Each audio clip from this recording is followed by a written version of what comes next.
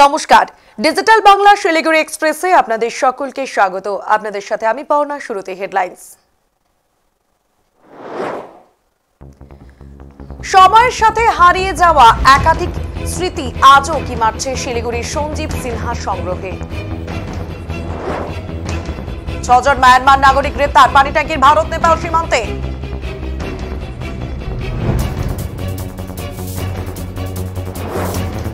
পুকুর থেকে এক মহিলার দেহ উদ্ধারকে কেন্দ্র করে চাঞ্চল্য রাজগঞ্জের মান্তাদারি গ্রামে।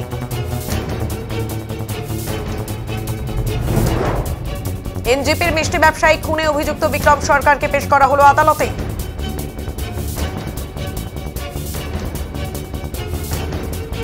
এবার আসছে বিস্তারিত খবরে।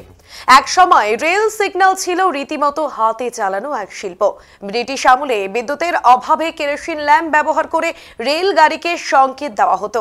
লাল, সবুজ, হলুদ বা সাদা কাচের ফ্রেম সরিয়ে আলোর রং বদলে নির্দেশ দেওয়া হতো চালককে, থামো, যাও বা সাবধান।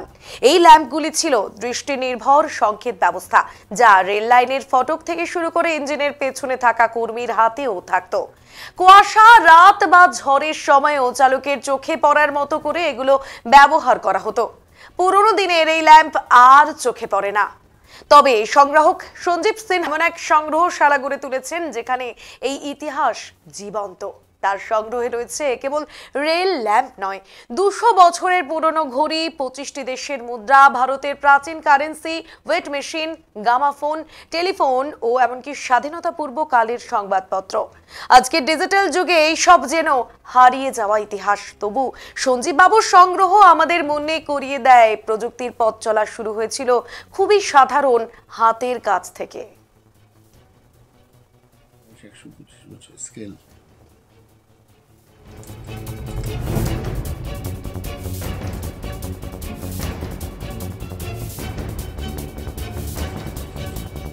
ইতিহাস যেন জীবন্ত হয়ে উঠছে সঞ্জীব বাবুর এই সংগ্রহশালায়। যুগ এগিয়ে যাবে কিন্তু এই সংগ্রহগুলো থেকে যাবে ইতিহাস, আমাদের চলার পথের দৈনন্দিন সব, যা আস্তে আস্তে হয়ে যাচ্ছে একেবারেই বিলুপ্ত।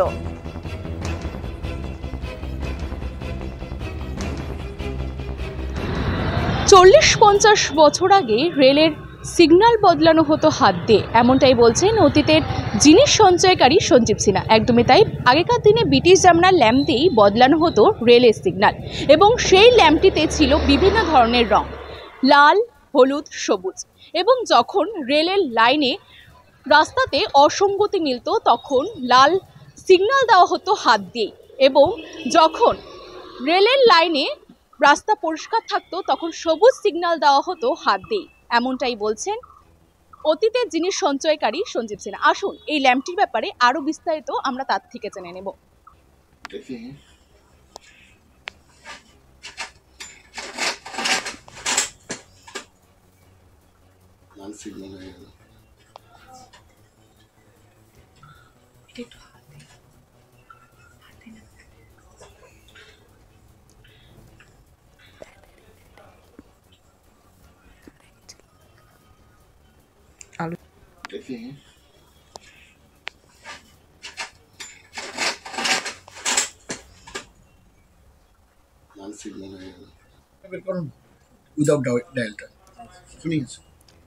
কি জানাচ্ছেন সঞ্জীব বাবু, শুনুন।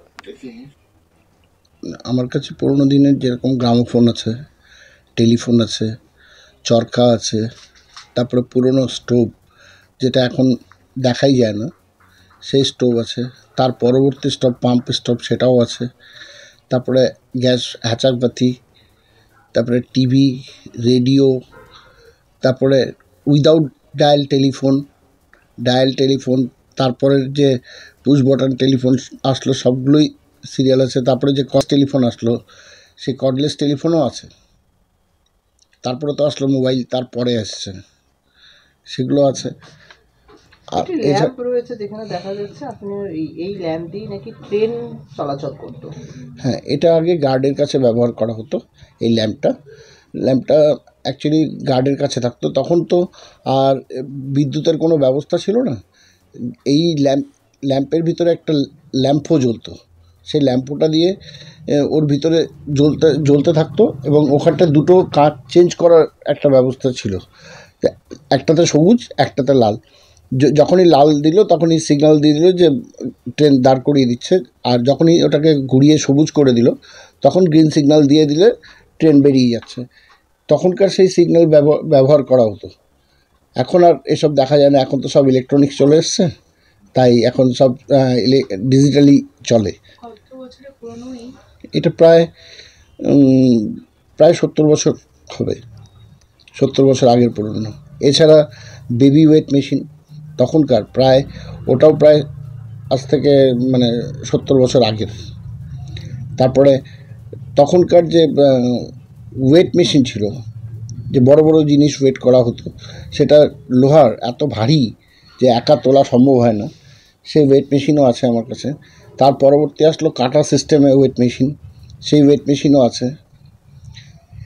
এছাড়া প্রচুর পুরনো জিনিস আছে, যে কয়েন থেকে শুরু করে তারপরে কিছু আছে যখন আগে বিজনেস করতে যে লাইসেন্স লাগতো, সেই লাইসেন্স পিতলের লাইসেন্স, সেই লাইসেন্স হাতে পড়ে তারপরে ওটাকে বিজনেস করতে হতো, সেই লাইসেন্সও আছে একদম পিতলের উপরে লেখা। এছাড়া আরও বহু পেন, তখনকার যে পেনগুলো আসতো কলম, সেগুলো ম্যাক্সিমাম পেনের নিপ হচ্ছে সোনার। এখনও দেখলে পরে বোঝা যায় যে একদম ঝকঝক করছে এবং পরিষ্কার, লেখা কোনো সময় নষ্ট হতো না। তারপরে প্ল্যাটিনামের নিপ, সেটা আমার কাছে আছে, যে প্ল্যাটিনাম নিপটা ইউজ হতো পুরো প্ল্যাটিনামের। এখন এসব তো দেখা মুশকিল হয়ে গেছে। এখন যদি এরকম পেন ব্যবহার করা হয় পাওয়া যাবে অবশ্যই হয়তো, কিন্তু প্রচুর দাম, প্রায় লাখখানেক টাকার নিচে কোনো পেনের দাম হবে না। আমার কাছে আছে, আমি এইগুলোকে যত্ন করে রেখে দিয়েছি। আপনি পেশায় কি করেন? আমি পেশায় হচ্ছে ফিনান্সিয়াল অ্যাডভাইজার। এখন বর্তমানে এটাকে MFD বলে, মিউচুয়াল ফান্ড ডিস্ট্রিবিউটর। আমি নিজে ইন্স্যুরেন্সে ছিলাম, জেনারেল ইন্স্যুরেন্স এবং লাইফ ইন্স্যুরেন্সে। তাছাড়া বর্তমানে আমি প্রধান আপার বাগডোগরা গ্রাম পঞ্চায়েত। এই হাজারো ব্যস্ততার মধ্যে এই যে সঞ্চয়, তো সেখানে দাঁড়িয়ে কতটা ব্যস্ততা থাকে, কোথা থেকে কিভাবে হয়, কত বছর ধরে করছেন আপনি এই সঞ্চয়ের কাজ? দেখুন, মানুষ যদি চায়, আপনি যদি মনে করেন যে আমি কোনো কিছুকে সঞ্চয় করে রাখবো, তাহলে কাজ মানুষের কাছে যদি কেউ ভারী মনে করে, তার কাছে সময়ের অভাব হয়। কিন্তু সময়ের মধ্যে থেকেও যদি আপনি সময়টাকে বের করে নেন, তাহলে আপনি কিন্তু অনায়াসেই করতে পারেন। কারণ আমরা যদি চাই, মানুষই পারে সব কিছু করতে। তো মানুষ যদি না চায়, তার মাথায় যদি থাকে যে আমি এটা করতে পারবো না, যখনই আমাদের মাথায় কোনো কিছু আসবে যে আমি এটা করতে পারবো না, তখন কিন্তু আর সেই কাজটা করতে পারবে না। আপনি হাজার চেষ্টা করলেও পারবে না। কিন্তু যদি আপনি মনে করেন না আমি এই কাজের সঙ্গে এটাও করতে পারবো, সেটা কিন্তু আপনি করতে পারবেন। সেই সঙ্গে আমি NGOর কাজও করি, যে বিভিন্ন জায়গায় যখন রিলিফ দিতে হয় কিংবা কোনো কিছু হেল্প করতে হয়, সেটা আমরা যাই, সেগুলোও করি। পলিটিক্যাল ইয়ের সঙ্গেও যুক্ত, প্রত্যেকটা মিটিংয়ে আমি অ্যাটেন্ড করি, কোনো অসুবিধা হয় না। কাজকে ভালোবাসা গেলে পরে কাজটা অনায়াসেই করা যায়। আমার নাম সঞ্জীব সিনহা, প্রধান আপার বাগডোগরা গ্রাম পঞ্চায়েত।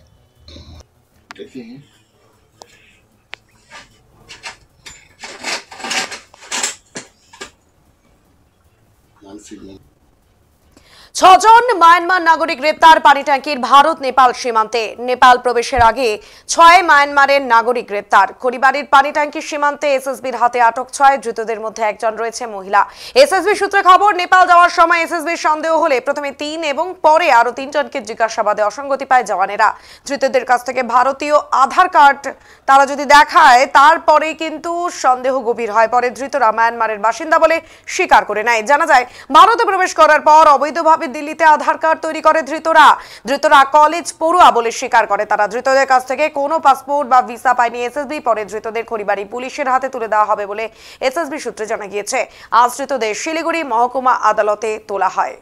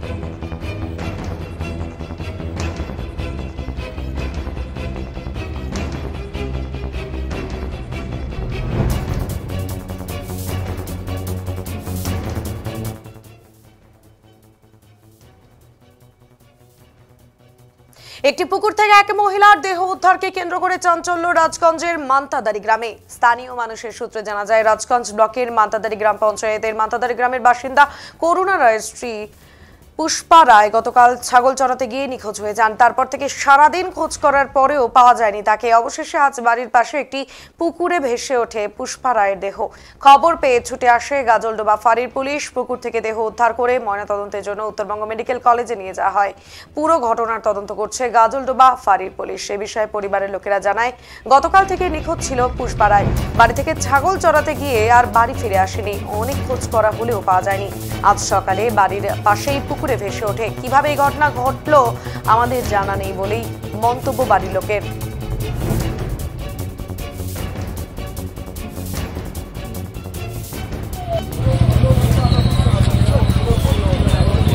যা দেখলাম কালকে বলে সকালে 9টা-10টার দিকে বলে মানে ছাগল দিতে আসে।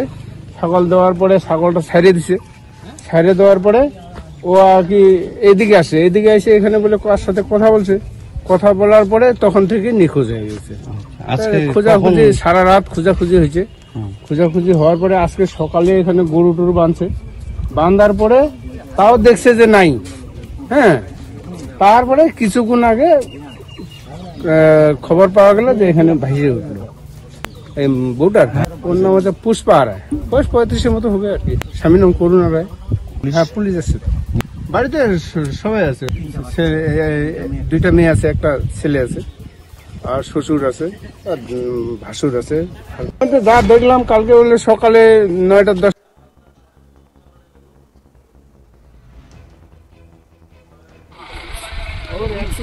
মানে ইয়ে ছিল সেদিনটা রাত্রিবেলা।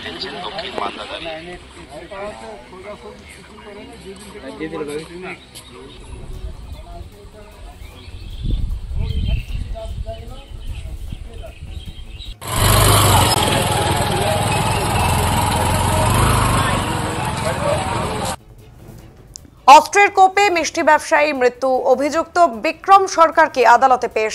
অক্ষয় তৃতীয়ার দিনে মাদানী বাজার সংলগ্ন এলাকায় এক মিষ্টি ব্যবসায়ীকে কুপিয়ে খুনের অভিযোগে অভিযুক্ত বিক্রম সরকারকে রবিবার জলপাইগুড়ি আদালতে পেশ করল নিউ জলপাইগুড়ি থানার পুলিশ। ঘটনার দিন ক্ষিপ্ত জনতার হাতে মার খেয়ে গুরুতর জখম অবস্থায় হাসপাতালে চিকিৎসাধীন ছিলেন এই বিক্রম। দীর্ঘ চিকিৎসার পর সুস্থ হয়ে ওঠায় তাকে আদালতে তোলা হয়। স্থানীয় সূত্রে জানা যায়, সেদিন দুপুরে এক শিশুকে মারধর করছিল এই অভিযুক্ত। প্রতিবাদ করতে গেলেই বিদ্যুৎ দাস নামে এক মিষ্টির ব্যবসায়ীর উপর ধারালো অস্ত্র নিয়ে চড়াও হয় বিক্রম। গুরুতর আহত অবস্থায় বিদ্যুৎ বাবুকে শিলিগুড়ি জেলা হাসপাতালে নিয়ে যাওয়া হলে চিকিৎসকরা তাকে মৃত বলে ঘোষণা করেন। এলাকাবাসীদের দাবি, অভিযুক্ত বিক্রম সরকারের বিরুদ্ধে এর আগেও একাধিক অভিযোগ রয়েছে। তার বিরুদ্ধে কড়া পদক্ষেপের দাবি তুলেছে স্থানীয়রা। গোটা ঘটনার তদন্তে নেমেছে নিউ জলপাইগুড়ি থানার পুলিশ।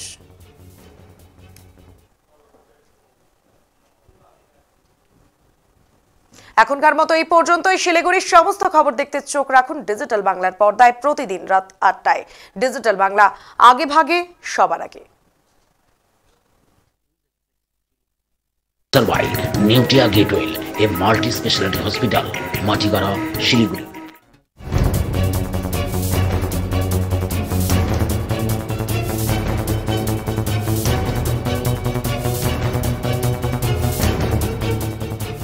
শিলিগুড়ি সমতল, পাহাড়, রাজনৈতিক অরাজনৈতিক, বিনোদন, ব্যবসা, স্বাস্থ্য, খেলাধুলো, সমস্ত খবর দেখতে চোখ রাখুন নিউজ এক্সপ্রেস শিলিগুড়ি প্রতিদিন রাত 8টায় ডিজিটাল বাংলার পর্দায়।